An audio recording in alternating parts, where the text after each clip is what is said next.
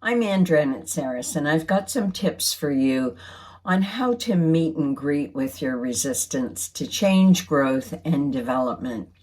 It's always interesting to think that human beings act counter to what they really want in life. They may want to be more disciplined. May want ambitiously to throw their hat in the ring for a new job. They might want to go to their boss and ask for more money because they feel they have that value to the organization. But despite wanting all of these things, we have a comfort zone that we don't want to step out of, because the minute we step out of that comfort zone, we can experience uncertainty and anxiety. And it's in the avoidance of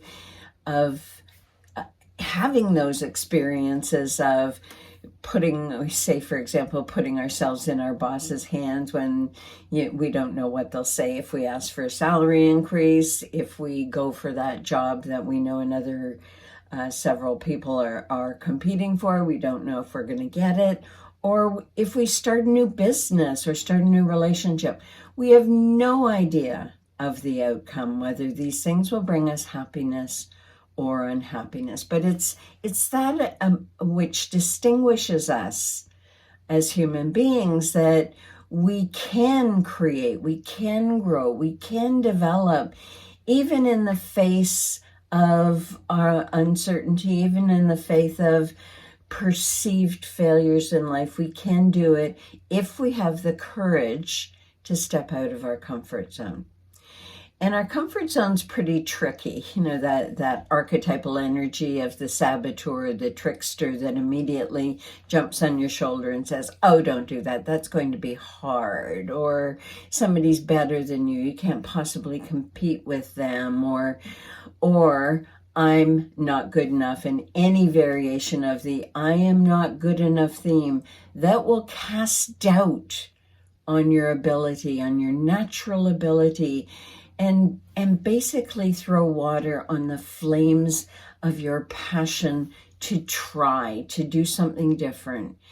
And it really is unfortunate that people don't know the mechanics of this. And so if we say to ourselves, oh, I'm not good enough to go after that, we actually believe that. We don't think, oh, there's my defense is kicking in, or there's my self-protective system. It's just trying to keep me safe. We don't have that level of consciousness about ourselves. And so we think that statement is true. In fact, we legitimize it by going to people and saying, oh, I think this is going to be hard if I do this, don't you? Well, and if that's the case, if you're asking for validation around you can't doing it, there will be people who will affirm you because they don't want you to grow either. They want you to stay with them. We all have a comfort zone. We all have a self-protective system. And if we stay in one place for too long, we start stagnating.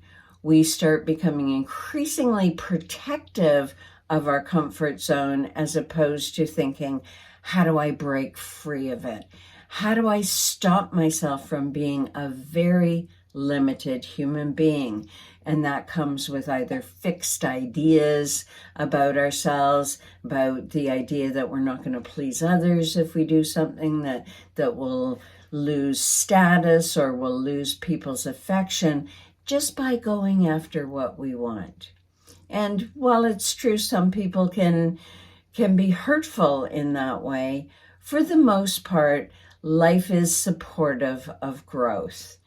It puts me in mind of, when you walk downtown and all of a sudden you see a little sprout growing through a crack in the pavement. And we are like that if we allow ourselves and keep looking for growth, we will find it. And having the courage to recognize those negative automatic thoughts from the saboteur that keep us from going after our heart's desire, we readily step out of our comfort zone and embrace change, growth, and development. The consequence is not meeting your potential. It's as simple as that. And it's as though we take our gifts and we put them on a chair beside us and say, I'm going to neglect you. I'm not going to pay attention. I'm not going to pay any attention to what you want and need. I know I want that, but I'm just going to deny it. I am not going to even try. And so the biggest tip that I have for you is becoming increasingly aware of your thoughts, of how you get in your own way, how you deny yourself, how you stop yourself, and put it in the bucket of that is your saboteur protecting you from growing, and the discomfort of uncertainty, the discomfort of possible disappointment. But hey, if we don't build tolerance to our feelings, if we don't build tolerance to experience, then we continue on having the same experiences over and over again, disempowering ourselves, and perhaps even feeling anxious and depressed as a result. So for all of you, I wish you courage. I wish you the power to engage the power to achieve your potential by stepping out of your comfort zone. Bye for now.